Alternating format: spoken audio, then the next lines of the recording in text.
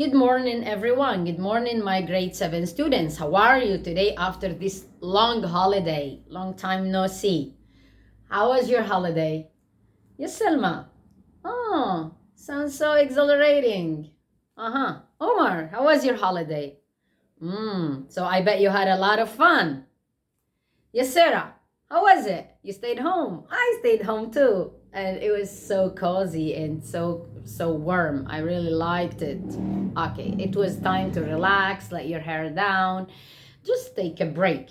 Now let's jump right in. Enough with relaxation and breaks, and we're gonna get down to work. Okay, so today we are going to listen to a dialogue between Selma and Mr. Hamad. Mr. Hamad works in the city council, and Selma has recently moved to her new flat. What is she going to ask him about? What do you think? Okay, we're gonna find out about it later, but let's predict something after you answer my questions. Okay, guys, in the first place, why do we recycle rubbish? Yes, Sarah? Oh, that's amazing. Yes, Omar? Omar, do you recycle your rubbish? Wow. And your mommy always encourages you to do that. Excellent. That's amazing. Samir, do you use paper bags? Oh. And do you think they are eco-friendly? It means they are friendly to the environment?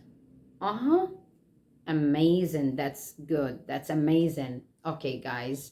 So I guess before I ask you about the idea, the general idea that you maybe elicit from my questions, I want to ask you about the title, Be Green. What does be green mean?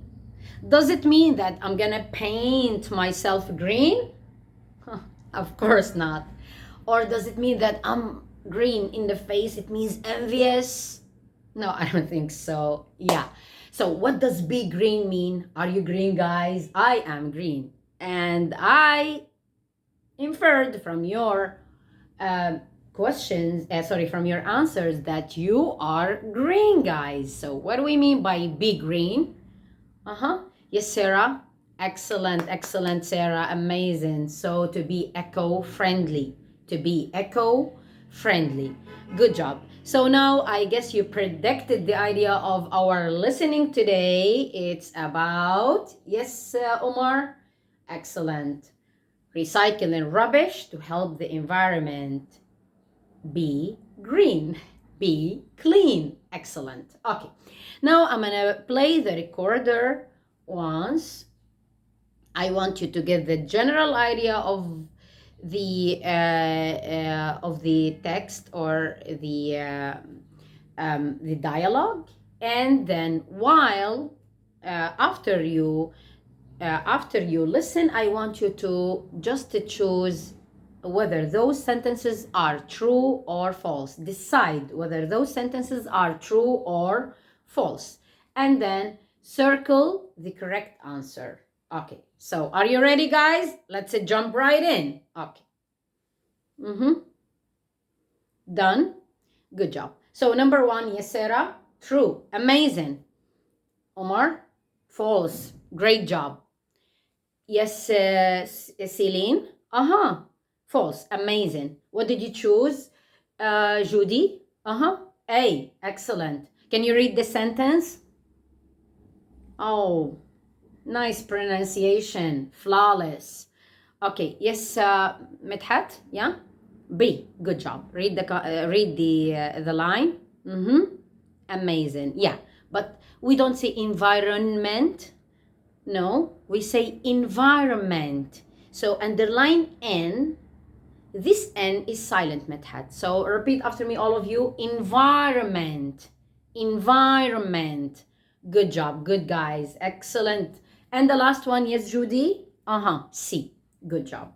And how often do you recycle your rubbish? Oh, sounds so amazing. Thank you so much, guys. Now, I write some words on the board. I want you to jot them down on your notebooks. Write them on your notebooks. We're gonna need them later. Rubbish, pollution, recycle, environment. So as you see, guys, we write the N, but we don't pronounce it. Plastic bags. So, okay, we're gonna need them later. Now, guys, I want you to work in pairs. Got it? And you are going to make this mind map using those words. Like, for example, I recycle rubbish to keep the environment clean. I write it on the board. I recycle rubbish to keep the environment clean. Number 2, you should recycle rubbish to keep the environment clean. You should recycle rubbish to keep the environment clean. You shouldn't drop litter. You shouldn't drop litter. Good job. If I recycle rubbish, I will keep the environment clean. If I recycle rubbish, I will keep the environment clean. If I recycle rubbish, I'll keep, and pay attention to the comma between the if clause and the result clause. If I recycle rubbish, I'll keep the environment clean. So as you see, guys, before you work in pairs, I want you to pay attention to the things that I highlighted on the board. I said should, followed yes sir by excellent, base form of the verb. What do we use it for? Yes, Ellie?